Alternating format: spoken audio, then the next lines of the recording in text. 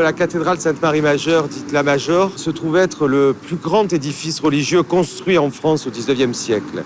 Le chantier s'est échelonné entre 1852 et 1893.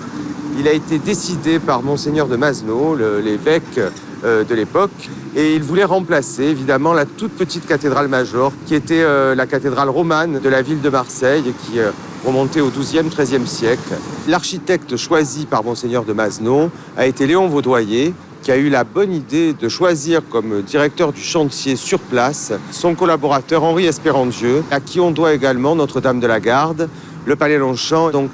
la plus belle parure monumentale de la ville sous le Second Empire. Son orientation n'est pas est-ouest comme c'est le cas dans la quasi-totalité des bâtiments religieux, mais nord-sud, pour que sa façade la plus majestueuse soit face à la mer, mise en scène complètement pour la ville. Le morceau de bravoure de ce bâtiment, c'est son chevet,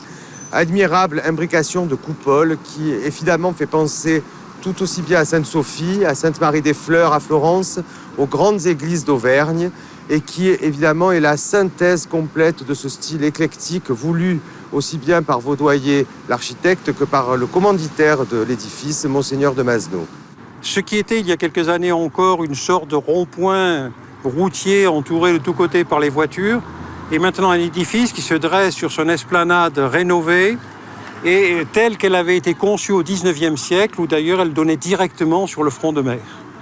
Et cela met en valeur cet édifice en style romano-byzantin,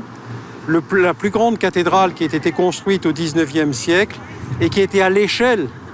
de cette cité telle que l'avait voulu et rêvé Napoléon III.